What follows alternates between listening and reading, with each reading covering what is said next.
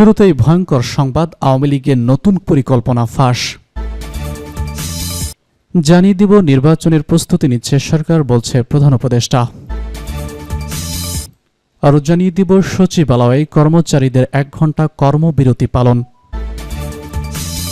সর্বশেষ জানিয়ে দিব, কাউকে হাসিনা থেকে খুনি হাসিনা হতে দেওয়া হবে না, বলছে সার্জিস আলম। আওয়ামী লীগের নতুন পরিকল্পনা ফাঁস। রাজধানী সহ সারা দেশের রাজনৈতিক নেতাদের হত্যার মাধ্যমে পরিস্থিতি অস্থিতিশীল করার পরিকল্পনা ছিল সুব্রত বাইন ও তার বাহিনীর। তাদের টার্গেট ছিল বিএনপি, জামাত ও এনসিপির শীর্ষ পর্যায়ের নেতারা। উদ্দেশ্য ছিল অস্থিতিশীলতার মাধ্যমে দেশের রাজনৈতিক সংকট সৃষ্টি করা। এই ষড়যন্ত্রের পেছনে রয়েছে নিষিদ্ধ আওয়ামী লীগের শীর্ষ পর্যায়ের কয়েকজন নেতা। এই পরিকল্পনার প্রধান সহযোগী ছিলেন তার শিষ্য আবু রাসেল মাসুদ ওরফে মোল্লা মাসুদ। পরিকল্পনা বাস্তবায়ন করতে ইতিমধ্যে হুন্টির মাধ্যমে প্রতিবেশী একটি দেশ থেকে মোটা অঙ্কের অর্থ পাঠানো হয় তাদের বাহিনীর কাছে। ওই অর্থ দিয়ে বিভিন্ন এলাকায় শুটার ও কিলারদের সংগঠিত করেছিল সুব্রত বাইন বাহিনী। মঙ্গলবার রাতে হাতিরঝিল থানায় হস্তান্তরের পর গোয়েন্দা হেফাজতে তাদের জিজ্ঞাসাবাদে বেরিয়ে আসে এমন চাঞ্চল্যকর তথ্য। সংশ্লিষ্ট সূত্রে এসব তথ্য জানা গেছে। এদিকে রাজধানীর মতিঝিল থানায় অস্ত্র মামলায় সুব্রত বাইনকে 8 দিন ও অপর 3 জনকে 6 দিনের রিমান্ড মঞ্জুর করেছে আদালত। পুলিশের আবেদনে বুধবার এই অনুমতি দেন ঢাকার অতিরিক্ত চিফ মেট্রোপলিটন ম্যাজিস্ট্রেট জাকির হোসেনের আদালত। সুব্রত বাইন ছাড়া অপর আসামিরা হলেন আবু রাসেল মাসুদ ওরফে মোল্লা মাসুদ, রাফাত ইবনে ওরফে কাটা রাসেল ও শরীফ। এদিকে সুব্রত বাইন 4 আসামিকে বিকাল 3:15টার দিকে ঢাকায় মেট্রোপলিটন ম্যাজিস্ট্রেট আদালতে হাজির করা হয়। তাদের রাখা হয় সিএমএম আদালতের হাজতখানায়। বেলা 3:42 কঠোর পুলিশ পাহারায় তাদের আদালতের কাঠগড়ায় নেওয়া হয়। এ সময় হেলমেট, বুলেট প্রুফ জ্যাকেট ও হাতকড়া পরানো হয়েছিল। পরে কাঠগড়ায় নিয়ে তাদের হেলমেট ও এক হাতকড়া খোলা হয়। রিমান্ডের শুনানি শুরুর আগে আদালতে সাংবাদিকদের উদ্দেশ্যে সুব্রত বাইন বলেন, সত্য কথা লিখবেন, আমি যা তাই লিখবেন। আমারও তো পরিবার আছে, কিন্তু আমি 1987 সাল থেকে কোনো প্রতিবাদ করিনি।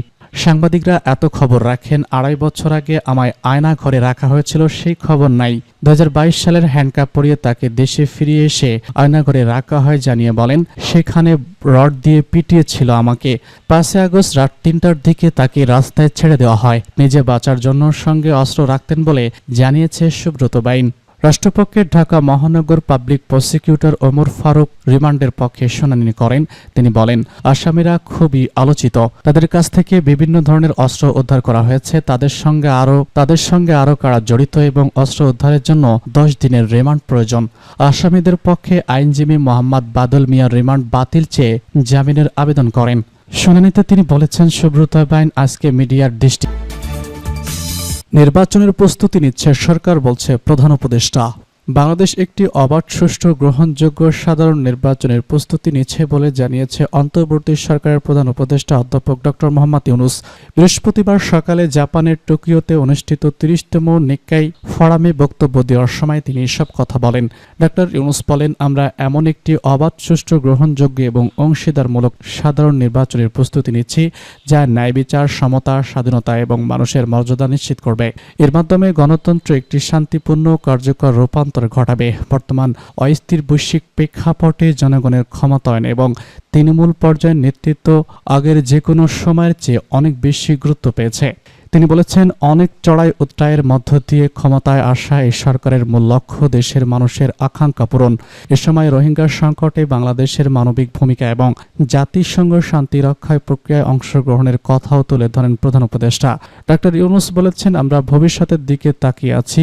আমি বিশ্বাস করি এশিয়ার দেশগুলো বিভিন্ন চ্যালেঞ্জ মোকাবেলা এবং সমৃদ্ধির জন্য, নতুন সুযোগ উন্মোচনের জন্য আরও ঘনিষ্ঠভাবে একসঙ্গে কাজ করতে পারে।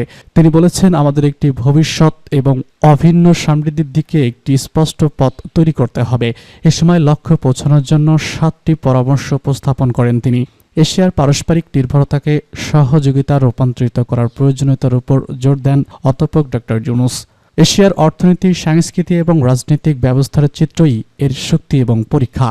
তিনি বলেন, যুদ্ধের পিছনে বিলিয়ন বিলিয়ন ডলার ব্যয় করা হচ্ছে, অথচ সেই অর্থের অভাবে কোটি মানুষ অনাহারে দিন কাটাচ্ছে কিংবা ন্যূনতম মৌলিক চাহিদাও মেটাতে পারছে না। মিয়ানমারের চলমান গৃহযুদ্ধ ইতিমধ্যে এক ভয়াবহ রূপ ধারণ করেছে।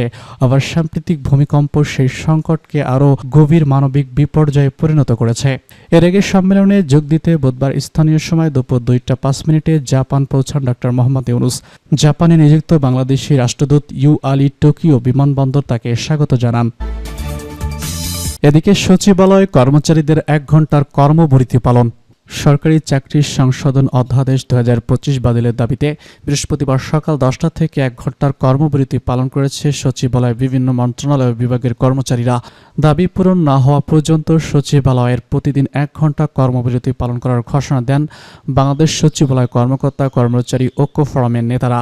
একই সঙ্গে মাঠ পর্যায়ে বিভাগীয় কমিশনারদের কার্যালয়, জেলা প্রশাসকের কার্যালয় সহ সব দপ্তরে এ সময় একই কর্মবিরতি অব্যাহত রাখার আহ্বান জানায় ঐক্য ফোরাম। দাবি পূরণ না হলে 31 মের পর থেকে নতুন কর্মসূচি দেওয়া হবে বলে বুধবার জানান ঐক্য ফোরামের নেতারা। প্রসঙ্গগত বৃহস্পতিবার অন্তর্বর্তী সরকারের উপদেষ্টা পরিষদের বৈঠকে সরকারি চাকরি আইন 2018 সংশোধন করে সরকারি চাকরি অধ্যাদেশ 2025-এর খসড়া অনুমোদন হয়। এরপর থেকে এই অধ্যাদেশের বিরোধিতা করে আন্দোলনে নামেন বিভিন্ন মন্ত্রণালয় ও বিভাগের কর্মচারীরা। আন্দোলনের মাধ্যমেই গত বুধবার সন্ধ্যায় চাকরি বাকরি অধ্যাদেশ 2025 জারি করে সরকার। এই অধ্যাদেশ বাতিলের দাবিতে গত শনিবার থেকে আন্দোলন করে আসছে সচিবালয়ের কর্মচারীরা।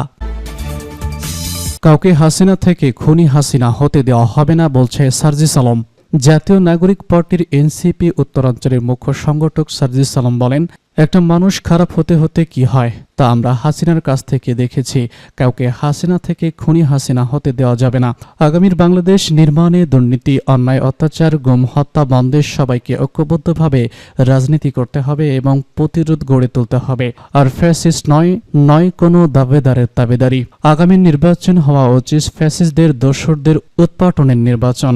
মঙ্গলবার রাতে দিনাজপুরের পার্বতীপুর বাস টার্মিনালের গোল চত্বরে এক সভায় তিনি এসব কথা বলেন। পরে বুধবার দিনাজপুরের একটি পথসভায় সার্জিস আলম বলেন, স্বাধীনতার 54 বছর পরও ভোটাররা মার্কা থেকে ভোট দিলে বাংলাদেশের পরিবর্তন খুব বেশি সম্ভব নয়। যে লোকটা ভালো কাজ করে, আপনাদের পাশে থাকে, তার যদি বড় কোনো মার্কা নাও থাকে, আপনাদের জনপ্রতিনিধি হিসেবে বেছে নেবেন। তিনি বলেন, রাজনৈতিক উদ্দেশ্য প্রণোদিতভাবে মামলা বাণিজ্য চলছে। কোনো একটি রাজনৈতিক দল ইচ্ছা করে অন্য রাজনৈতিক দলের নিরপরাধ মানুষকে হয়রানি, টাকা আত্মসাৎ ও চাঁদাবাজির জন্য মামলা বাণিজ্য শুরু করেছে। এই মামলা বাণিজ্য চলতে দেওয়া যাবে না। এদিকে দিনাজপুরের এনসিপির বিরল উপজেলা শাখার কার্যালয় উদ্বোধন এবং বকুলতলা মোড়ে পথসভায় সার্জিস বলেন, গত 16 বছর উত্তরাঞ্চলে অধিকার বঞ্চিত করে রাখা হয়েছিল। দক্ষিণাঞ্চলে একটি পৌরসভায় যে উন্নয়ন বরাদ্দ দেওয়া হতো, উত্তরাঞ্চলে একটি জেলাও সে পরিমাণ বরাদ্দ দেওয়া হতো না। দক্ষিণাঞ্চলের একটি এক্সপ্রেস ওয়ে করতে যে পরিমাণ বরাদ্দ দেওয়া হতো, উত্তরাঞ্চলের পুরো রংপুর বিভাগে সে পরিমাণ বরাদ্দ দেওয়া হতো না। এই উন্নয়ন বৈষম্যের মধ্য দিয়ে বিগত 1 যুগ অতিবাহিত হয়েছে। তিনি বলেন, উত্তরাঞ্চলে কোথায় কি সমস্যা সেগুলো রাজপথ থেকে মাঠে ঘাটে হেঁটে দেখে সমস্যা থেকে উত্তরণের জন্য